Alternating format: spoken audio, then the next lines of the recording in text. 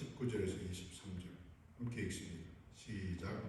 이날 곧 안식 후 첫날 저녁때에 제자들이 유대인들이 들어와여 모인 곳에 문을 닫았더니 예수께서 오사 가운데 서서 이르시되 너희에게 평강이 있을지어다. 이 말씀을 하시고 손과 옆구리를 보이시니 제자들이 주를 보고 기뻐하더라. 예수께서 또 이르시되 너희에게 평강이 있을지어다.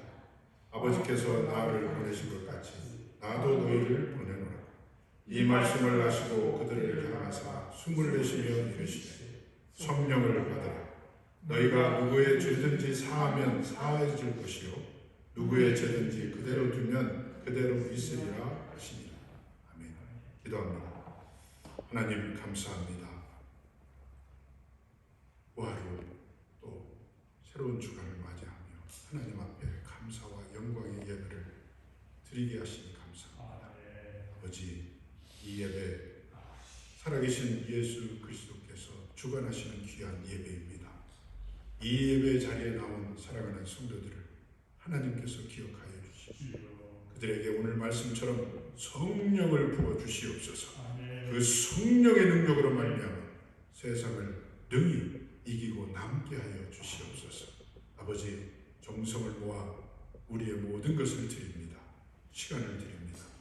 모든 것을 드리오니 아버지께서 받아주시고 우리의 생명의 양식이 되는 귀한 말씀이 오늘 우리의 심령골수를 쪼개는 시간이 되게 하여 주시옵소서. 모든 것 감사드리며 예수 그리스도의 이름으로 기도합니다. 아멘. 할렐루야. 자, 오늘 말씀에 보니까 이날 곧 안식 후 첫날에 예수께서 부활하시고 안식 후 첫날 저녁에 되었습니다. 그런데 많은 사람들이, 특별히 제자들이 무서워서 한 곳에 모여서 문을 걸어잠그고 그 속에서 오들오들 떨고 있습니다. 그런데 문을 분명히 잠궈놨는데 예수께서 그 문을 통과해서 쓱 들어오셨어요. 그러니까 부활하신 예수께서는 무소부재하십니다. 아무데나 가실 수 있고 아무 곳에나 임하실 수 있다는 것입니다. 그 가운데 서서 이르시되 첫 마디가 뭐냐면 너희에게 평강이 있을지어다. 그렇게 말합니다. 그러니까 유대인들, 즉 세상의 여러 가지 일 때문에 고민하고 두려워 떨며 사는 저와 여러분들에게도 이 똑같은 말씀을 오늘 하시는 것입니다. 그러면 이 제자들이, 그 안에 있는 사람들이 왜 그렇게 두려워 떨까? 그것은 바로 죽은 예수를 생각하기 때문에 그렇습니다. 예수께서 살아나셨다면, 지난 부활주일날 말씀드린 것처럼 산 예수를 바라봤다면 소망과 희망으로 가득 차 있을 텐데, 죽은 예수, 그것도 시신이 없어진 그 죽은 예수를 바라보며 생각하니까 두려운 것입니다. 무서운 것입니다. 그래서 주님은 할 수 없이 그들에게 손과 옆구리를 보여주셨다고 이렇게 말합니다. 그러니까 죽은 예수를 기다리는 그 사람들에게 살아서 그 증거를 보여주신 것입니다. 그러자 제자들이 주를 보고 기뻐하더라. 이렇게 말합니다. 그러자 예수께서 또 한 번 얘기합니다. 평강할지어다. 편안할지어다. 그러시면서 아버지께서 나를 보내신 것 같이 나도 너희를 보내노라. 그리고 이어서 하신 중요한 말씀, 성령을 받으라. 그러니까 창세기 2장에도 보면 하나님께서 흙으로 사람을 빚으셨습니다. 그리고 생기를 불어넣으니 생명이 되었다. 이렇게 말합니다. 그러니까 하나님의 영이 우리 안에 없으면 우리는 아무것도 아니에요. 그냥 흙덩어리에 불과한 겁니다. 그래서 저는 지난 며칠 동안 이 얘기를 어떻게 설명을 해야 좀 더 쉬울까 고민을 하면서 기도 가운데 하나의 팁을 하나님이 주셨어요. 그래서 제가 오늘 모처럼 몇 가지를 들고 나왔습니다. 자, 여기에 흙이 있습니다. 흙이잖아요. 그러니까 하나님께서는 우리를 지으실 때 이 흙으로 뭐 어떤 물을 섞든지 뭐 해가지고 이렇게 뭔가를 만드셨어요. 그리고 여기에다가 하나님께서 생기를 불어넣으니까 그것이 움직이기 시작했고 그것이 하나님의 명령에 따라 이 땅 가운데 살기 시작했다는 거예요. 이것을 어떻게 설명을 할까?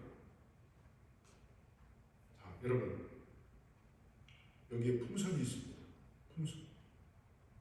그러면 하나님께서 이 흙으로 이 풍선의 형태를 만들었다고 칩시다. 사람의 형태를 만들었다고 칩시다. 그러면 생기를 불어넣기 전까지는 그냥 아무것도 아니에요. 뭐 별로 형태도 없어요. 이것이 무엇일까 생각합니다. 그런데 하나님께서 생기를 불어넣습니다. 자, 보세요.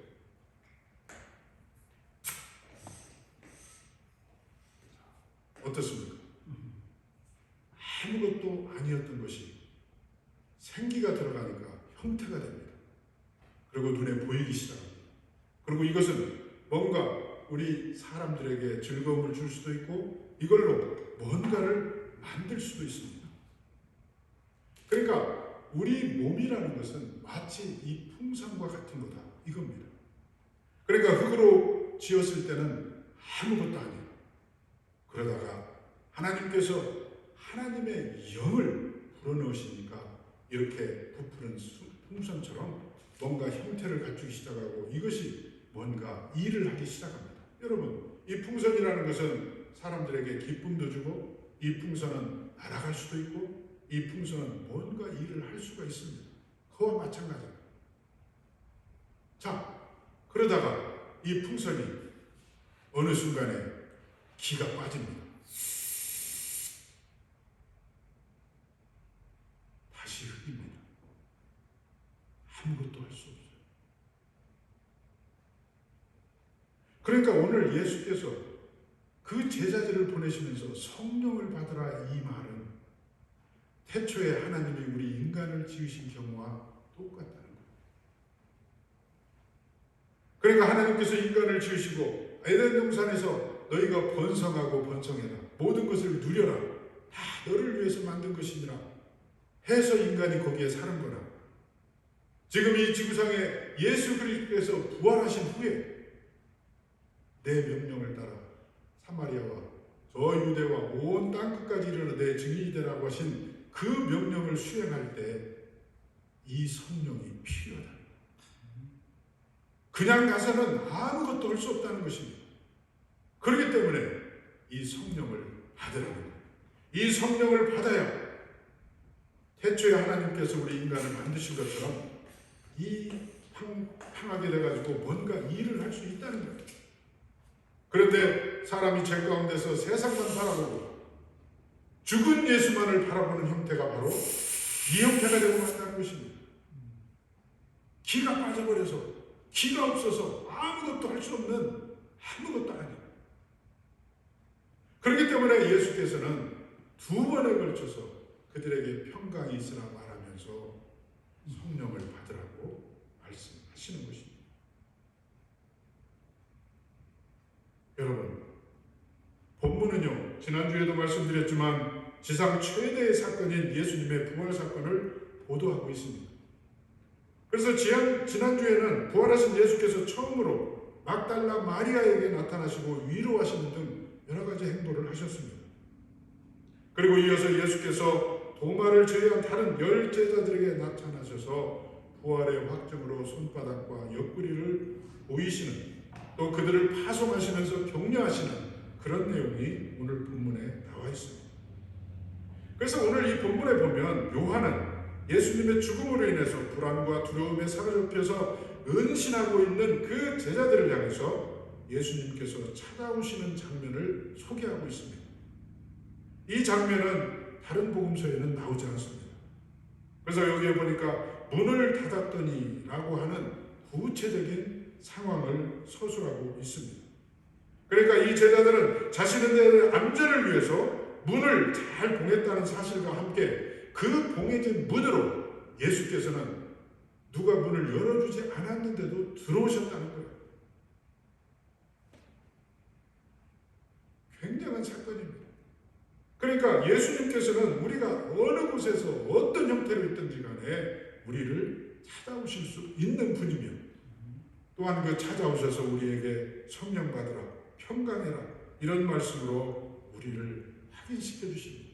그리고 때로는 의심 많은 저와 여러분들을 향해서 손을 보이시고 옆구리를 보이시는 일까지 하시면서 우리로 하여금 근심 걱정하지 말라고 말하고 계시는 것입니다. 그래서 오늘 본문에 보면 제자들은 비로소 그 불신앙적인 태도, 즉 죽은 예수만을 찾고 있던 그 태도에서 벗어나 온전한 믿음을 갖기 시작했다고 기록하고 있습니다. 그러니까 여러분, 한마디로 말해서 저와 여러분들은요, 확신이 있을 때는 두려움이 없어요. 살아계신 예수가 나와 함께 하시고 내가 그 예수 안에 있다는 것, 이것은 이런 믿음의 확신이 있을 때는 어떤 일이 생겨도 별반 두렵지 않아요. 근데 우리가 흔히 하는 말로 믿음이 떨어져서 바닥을 칠 때, 그때는 자그마한 일에도 두렵고 떨리고 무서운 것입니다. 그렇기 때문에 오늘 주님께서는 저와 여러분들에게 이 말씀을 하고 계시는 것입니다. 그러니까 그렇다면 이렇게 두려움 가운데 있는 이 사람들은 도대체 이유가 무엇일까? 그것은 바로 무지에서 오는 거예요. 그래서 오늘 저는 이 본문 말씀을 통해서 제목을 무지에서 유지로 이렇게 잡았습니다. 조금 무리가 있어요. 유지? 좀 그래요. 그렇지만 좌우간 이 무지, 없을 무자에 알지자를 씁니다. 한자로만. 그러니까 알지 못해서 생기는 거예요. 그런데 우리는 유지한 사람이 돼요. 있을 유. 알아야 돼요. 알아야 돼요. 자, 그렇다면 그 19절에 보면 예수께서 부활하신 그날 저녁에 제자들이 어떤 모습을 하고 있었습니까? 19절 같이 읽어볼까요? 시작. 이날 곧 안식 후 첫날 저녁에 제자들이 유대인들을 두려워하여 모인 곳에 문을 닫았더니 예수께서 오사 서서 이르시되 너희에게 평강이 있을지어다. 그러니까 이들은 지금 유대인들을 두려워해서 모인 곳을 철저하게 닫았어요. 왜 유대인들이 두려울까요? 그것은 나도 행여 예수님처럼 십자가에 끌어다가 못 박지 않을까 하는 그런 걱정 때문에 그렇습니다. 여러분, 지난주에도 말씀드렸잖아요. 막달라 마리아가 부활하신 그분이 자신을 만나 주었다고 가서 말했으나 그들은 와서 보고 빈 무덤을 보고 다시 불안했어요. 그러니까 그들은 어쩌면 예수에게 일어난 이 일들 조만간에 자기에게도, 자기 가정에게도 닥칠 것이라는 불안감에서 그랬던 것입니다. 그러니까 이것을 알지 못했어요. 그러니까 그들이 그 불안감, 그것이 나에게도 닥칠 것이라는 그런 생각, 이것은 어떻게 보면 환난에 대한 예고를 예수 그리스도께서는 누누이 해왔어요. 제자들에게.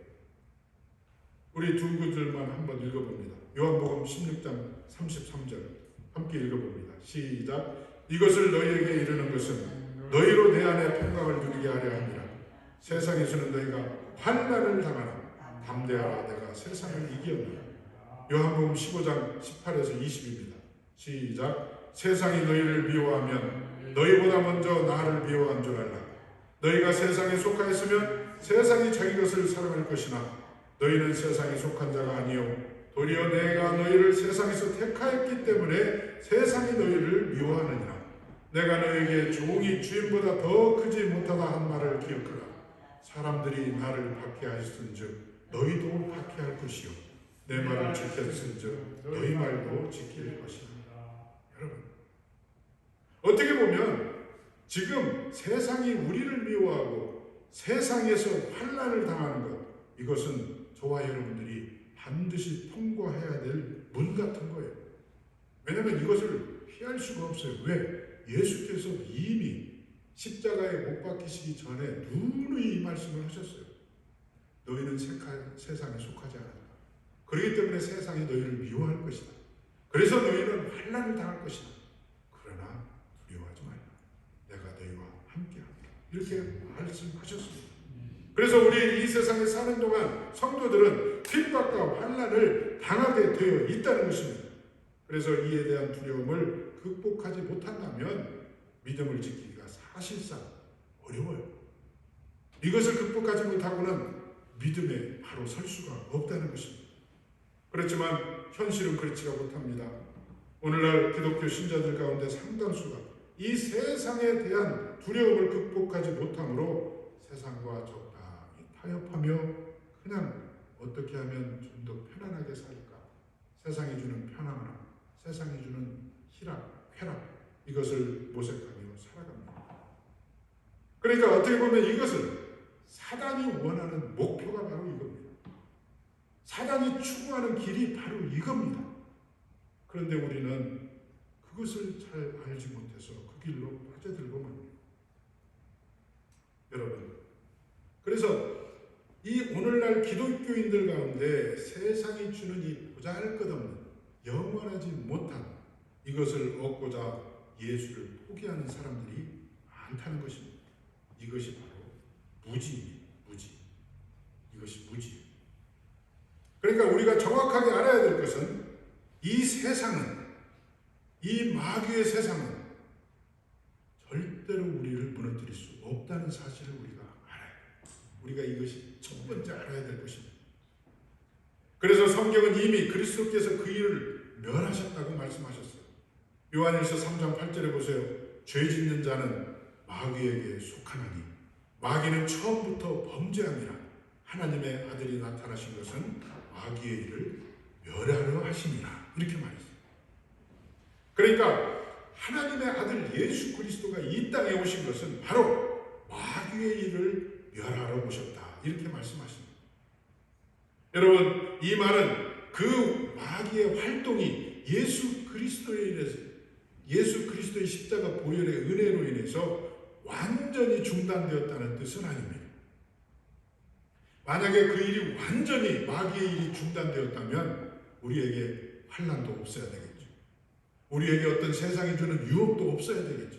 그렇지만 여전히 예수 그리스도께서 십자가를 지셨고 또 승천하셨음에도 불구하고 이 세상 마귀들은 여전히 우리를 흔들고 있습니다. 그렇지만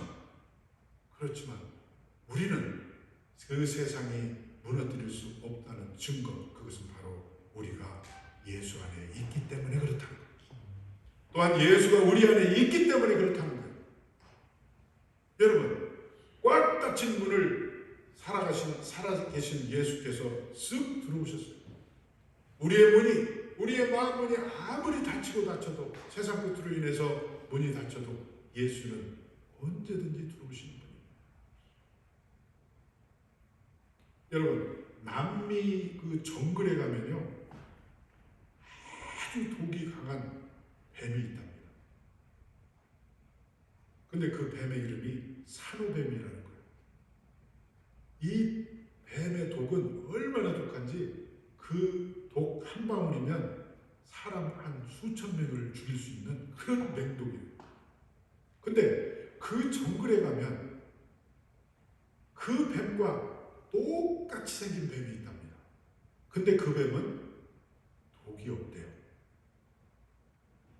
똑같이 생겼는데 하나는 독이 있어. 근데 하나는 독이 없어. 그래서 이 독이 강한 산호뱀은 독이 너무 강하기 때문에 다른 짐승들이 그걸 다 알아요. 그래서 그 뱀은 건드리지 않아요. 그런데 그 뱀과 똑같은 모습을 한 독이 없는 뱀도 다른 짐승들이 건드리지를 않는데요. 왜냐하면 그 뱀과 똑같이 생겼거든요. 바로 그거예요. 우리의 모습이 예수 그리스도를 닮아야 돼요. 그러면 마귀는 우리를 보고 예수로 착각하고 덤비지를 않아요. 그러니까 우리 안에 예수가 있고 내가 예수 안에 있고 내 말이 예수를 향하고 내 뜻과 생각 모든 것들이 예수를 닮아간다면 예수를 닮을 수밖에 없잖아요. 그럼 마귀가 볼 때, 우리를 볼 때 인간으로 보이지가 않아. 바로 이 산호뱀과 똑같은 이미테이션 뱀과 같은 삶을 우리가 살아야 돼요. 이 세상 마귀는 우리를 결단코 무너뜨릴 수 없다는 것을 바로 알아야 돼요. 그것을 바로 안다면 세상이 주는 어떤 어려움도 우리는 극복할 수 있지 않겠습니까?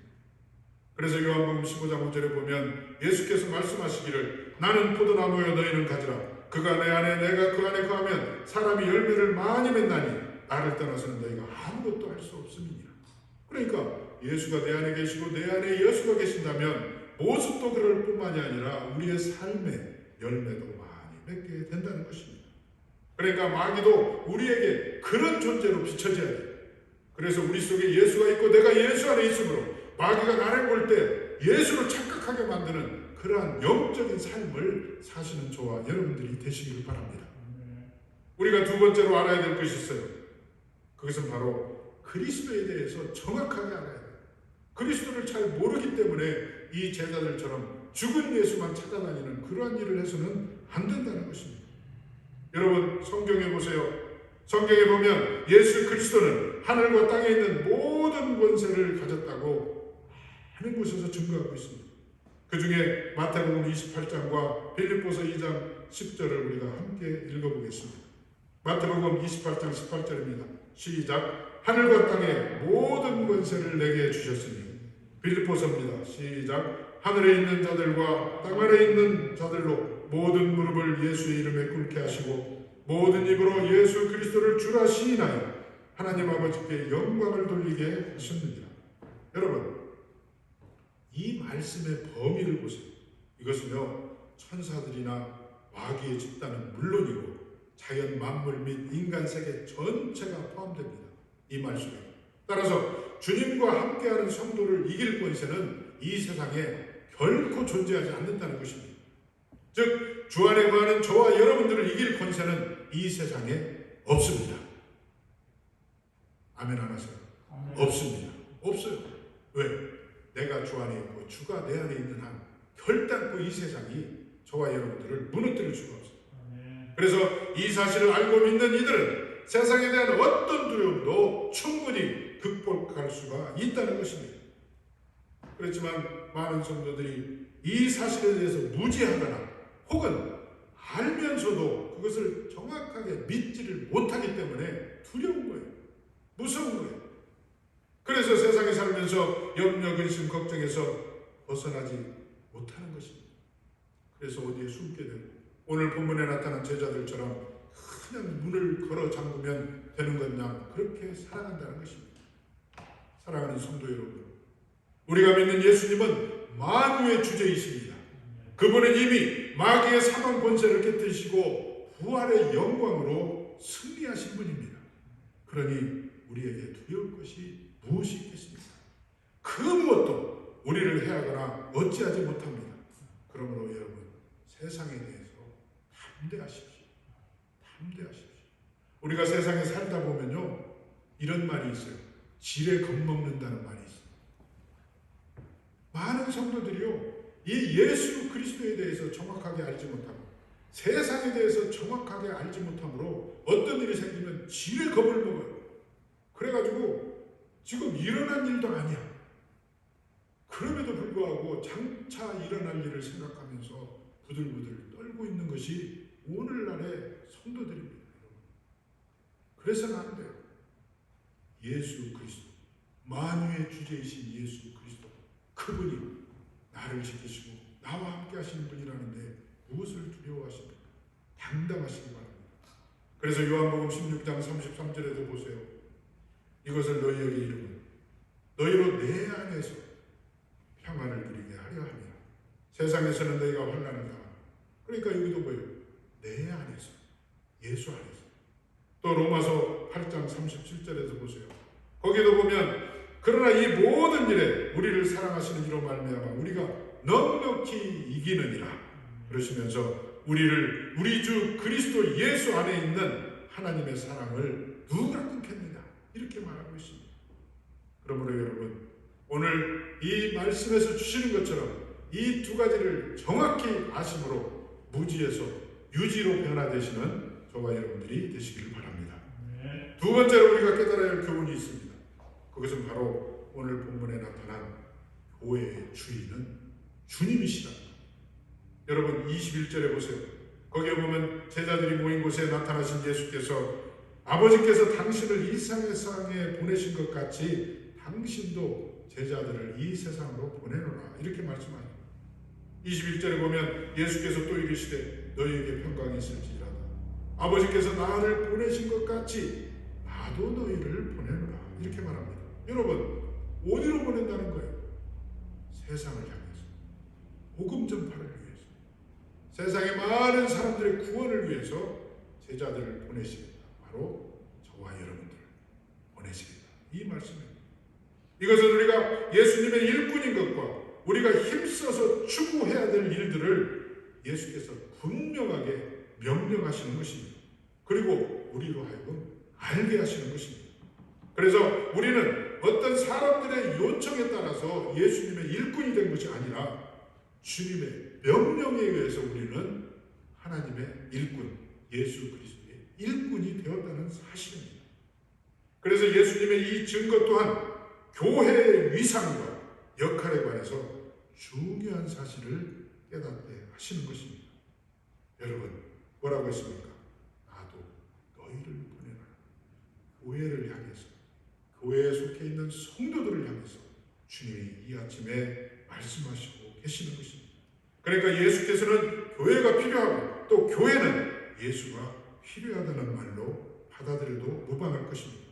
그래서 후에 사도 바울은요 이 사실을 근거로 해서 교회를 뭐라고 했습니까? 그리스도의 몸이라고 했습니다. 그리스도의 몸. 그래서 에베소서 1장 23절에 보면 교회는 그의 몸이니 만물 안에서 만물을 충만케 하시는 이의 충만함이니라 이렇게 말했습니다. 분명하게 교회는 그의 몸이니라고 했습니다. 그러니까 교회는 사람이 만든 세상의 어느 종교단체와는 다르다는 면을 분명하게 말하고 있습니다. 그러니까 교회는 어떤 사람들이 자기들의 필요에 의해서 임으로 세운 것이 아니라 그리스도께서 자신을 일을 위해서 땅끝까지 복음이 전파되는 일을 위해서 세우신 교회요 세우신 특별한 기관이라고 분명하게 말씀하고 있는 것입니다. 그래서 예수께서는 자신의 일을 널리 알리고 고통과 슬픔과 절망 가운데 있는 이들에게 평안을 주고 또 힘을 주려고 교회를 세우셨다는 것입니다. 그러므로 여러분 교회는요 언제든지 예수의 입이 되어야 합니다. 그래서 그분이 하시려는 말씀을 세상에 퍼뜨려야 돼요. 그리고 교회는 그분의 발이 되어야 됩니다. 그래서 예수께서 가시고자 하는 그곳에 교회가 가야 돼요. 그리고 교회는 그분의 손이 되어야 됩니다. 그래서 그분의 역사에 친히 교회가 세상에서 행해야 돼요. 행해야 돼요. 여러분 교회는 결코 머리 되시는 예수 그리스도의 교회입니다. 주님의 교회입니다. 교회의 주인이 결코 목사도 아니고 장로도 아닙니다. 그 누구도 아닙니다. 오직 예수만이 교회의 주인이 되셔야 되는 것입니다. 그러므로 이 교회는 주님이 기뻐하시는 일 외에 어떤 것도 해서는 안 됩니다. 오직 주님의 기쁨에 되는 일, 주님의 마음이 쓰여지는 일, 주님이 원하시는 일, 주님이 영광이 드러나는 일, 이 일을 하는 것이 바로 교회라는 것입니다. 여러분 교회는 그렇기 때문에 주의 명령, 주의 말씀만 수행되는 그런 곳이 되어야 된다는 것입니다. 마찬가지로 아들이신 그리스도를 우리를 이 세상에 보내사 동서사방에 흩어져 있는 하나님의 백성을 찾게 하시는 곳이 바로 교회입니다. 우리를 모으시고 우리를 잘 먹고 잘 살게 하시기 위해서 교회를 세운 것이 아니라 우리를 모으시고 우리로 하여금 세상을 향해서 복음 전파를 위해서 나가라고 하시는 전진 기지가 바로 교회라는 것입니다. 그러므로 교회는 주의 명령을 수행하는 몸이므로 그분이 없다면 교회도 없습니다.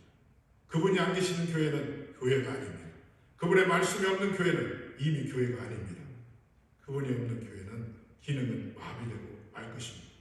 그래서 교회가 지향하고 나아가야 될 목표, 그것은 바로 오직 예수밖에 없다는 것입니다.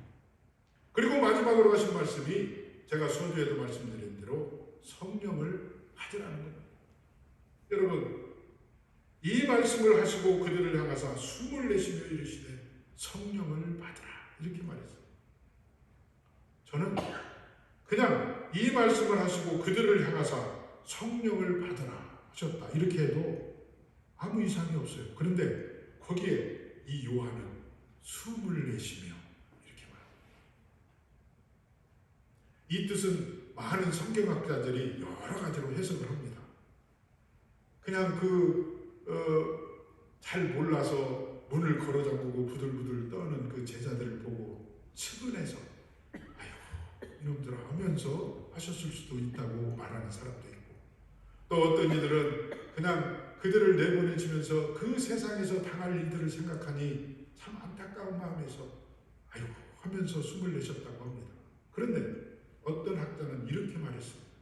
바로 창세기에 있던 그 생명을 예수께서 그들을 향해서 숨을 내셨다, 이렇게 말합니다.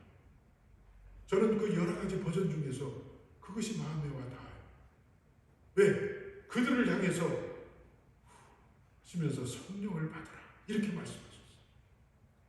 여러분, 우리는 시시때때로 이 강대상에서 흘러나오는 말씀을 통해서 성령의 충만함을 받아야 됩니다. 그리고 나서 세상을 향해서 나아가야 됩니다.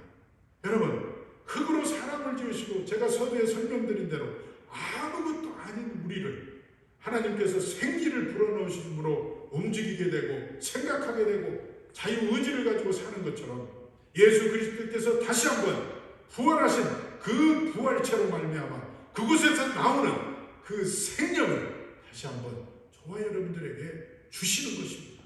오늘 이 시간 그 말씀을 통해서 그 성령을, 그 생기를 가슴에 가득 받으시기를 바랍니다. 그리고 세상에 나아가 앞으로 사는 날 동안 활기차게 주님의 일을 감당하시는 저와 여러분들이 되시기를 바랍니다. 여러분, 성령의 인도함을 받아야 돼요. 성령의 인도함을 받으시기를 바랍니다. 성령의 인도가 있어야 주의 말씀이 무엇인지 그 의미를 바로 이해할 수 있습니다. 성령의 인도가 있어야 진리 가운데 행함이 가능합니다. 성령의 인도가 있어야 그리스도의 능력의 증인이 될 수 있다는 것입니다. 우리가 사도행전 1장 8절과 로마서 8장 9절을 함께 읽어보겠습니다. 함께 읽습니다. 시작. 오직 성령이 너희에게 임하시면 너희가 권능을 받고 예루살렘과 온 유대와 사마라와 땅끝까지 이르러 내 증인이 되리라 하시니라. 또 읽습니다. 만일 너희 속에 하나님의 영이 거하시면 너희가 육신에 있지 아니하고 영에 있나니 누구든지 그리스도의 영이 없으면 그리스도의 사람이 아니라. 여러분, 영이 우리 안에 있어요. 여러분, 풍선 속에 공기가 들어가서 빵빵하게 되듯이 우리 속에 예수 그리스도께서 오늘 하며 부시는 그 영이 우리 안에 가득 차야만 우리가 비로소 그리스도의 사람이 된다는 것입니다. 이제 말씀을 맺겠습니다. 오늘 말씀의 제목을 무지에서 유지라고 했습니다. 제자들은 빈 무덤을 보고 두려워 떨며 문을 단단히 걸어 잠궜습니다. 그 이유는 유대인들이 두려웠습니다. 즉 세상에 대한 두려움 때문에 그랬던 것입니다. 영적으로 보면 무지로 인하는 것이라는 것입니다. 다른 말로 표현하면 예수에 대해서, 세상에 대해서 그들은 무지했습니다.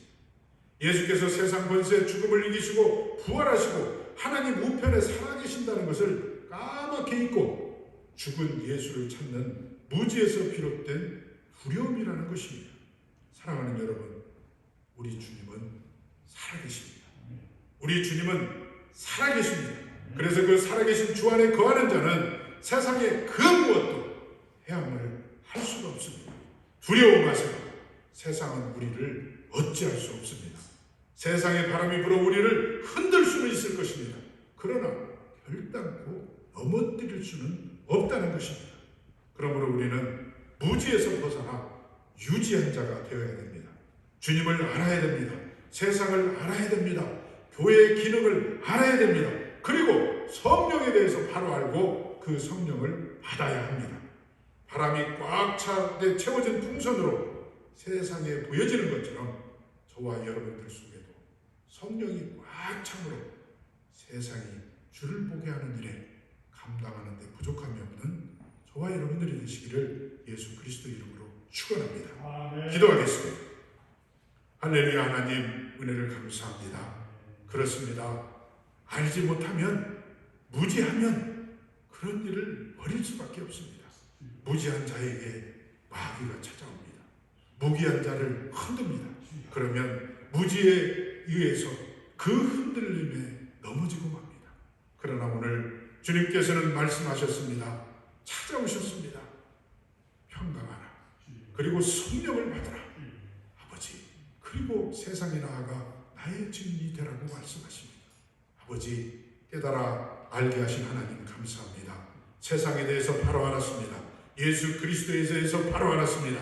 성령에 대해서 바로 알았습니다. 이제 그 세상의 그 무엇도 내가 주 안에 있고 주님이 내 안에 있는 한 나를 무너뜨릴 수 없습니다. 흔들 수는 있을 것입니다. 그러나 결단코 나는 쓰러지지 않습니다. 아버지여, 아버지여, 그 유지를 유지하게 하시고 아버지여, 그 아는 것을 세상에 전하는 우리 모두가 되게 하여 주시옵소서. 지금은 우리 구주 예수 그리스도의 은혜와 하나님의 크신 사랑과 예수 그리스도께서 승천하시고 우리에게 보내주신 보혜사 성령님의 그 능력으로 이 세상을 무지에서 유지로 힘차게 살아가기로 다짐하고 다짐하는 이 자리에 모인 사랑하는 성도들과 온라인상에서 함께 예배하는 모든 이들에게 지금으로부터 영원토록 함께 계실지어다. 아멘.